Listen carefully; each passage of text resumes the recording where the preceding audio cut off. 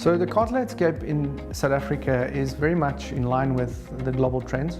The organization that controls and reports on the payments in South Africa, it's a Payment Association of South Africa.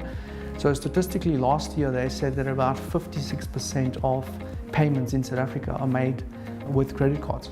I believe that those are trends that will definitely change and grow.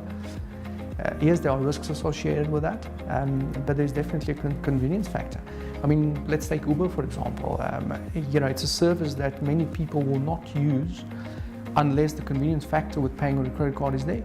The use for credit card or of credit cards in South Africa is definitely something that will grow exponentially on a year-to-year basis, and I do believe that the various technologies that are associated with that will bring the additional convenience factor to enable that.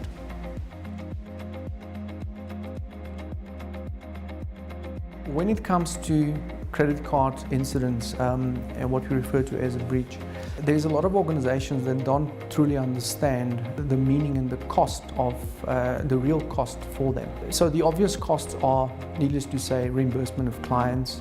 There are some costs associated with banking fees, reissuing cards, and various financial charges. Then there's the litigation. There's a lot of clients that then may or may not obviously sue the various merchant or service providers.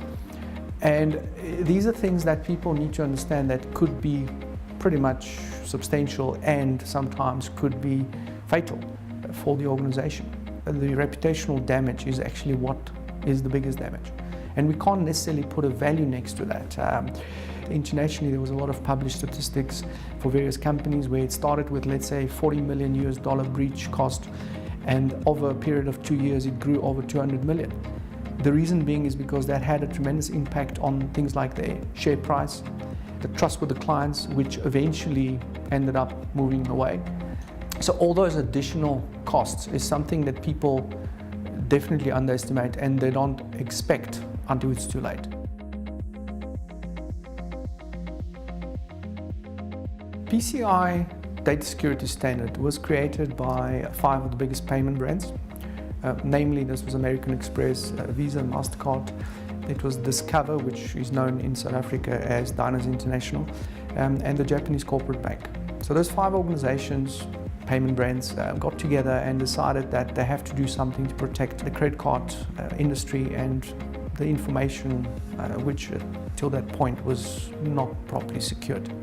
And they formed an organization called the Payment Card Industry Council, or the PCI Council. That PCI Council is the body which administers the standard.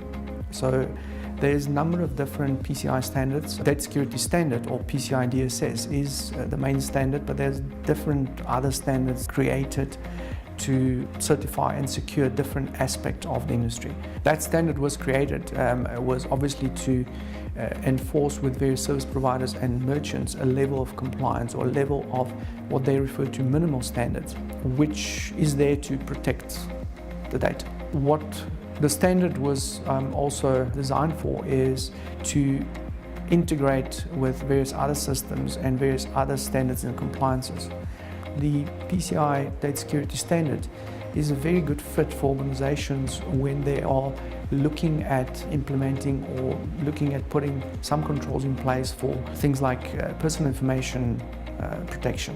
PCI Data Security Standard is a mature standard.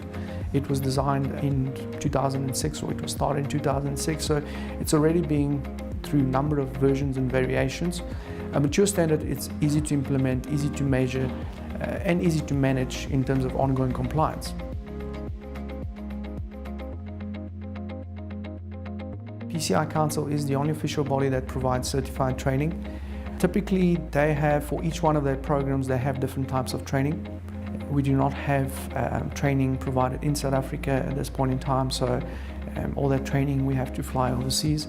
So as a PCI qualified security assessor, Galix had to undertake a number of trainings to achieve that certification, and that training is maintained on an annual basis. So every year that training has to be recertified and an exam has to be written. So there's always a link between the individual and the company. the individual has to be certified in order for the company to be certified. Having said that, the individual cannot be individual being able to provide those services. They have to be associated with a company. It does make sense though, because the company as a company has a number of requirements and liabilities which are linked to the program. All those additional requirements as a company still need to be in place before the company certifies as a certified auditing company.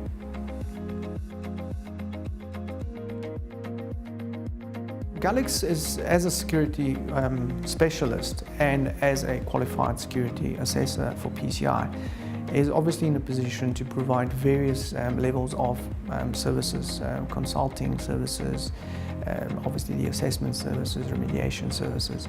Again, as a security specialist, we also do offer some managed services. There is a specific requirement from a PCI point of view that there must not be any sort of conflict of interest between the services being provided and the assessment services. PCI compliance has to be 100%. If you are 99% compliant, that means you're not compliant. That makes it quite unique in the sense that once you define a scope, with PCI compliance, if you discover that something is in scope and you've missed it, part of the initial scope, you have to add it to scope. Again, as an organization, Galix has put in place various types of portfolio of services and solutions to meet those requirements.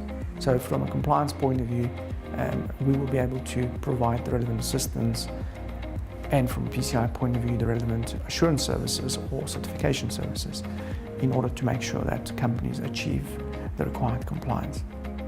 In order to remain relevant in the security industry, you have to adapt, you have to be flexible, you have to always understand what the various trends are, not just for ourselves, but also for our customers, to make sure that they get the best advice, the best service. Things change on an ongoing basis. So if we don't stay current, then we won't be relevant.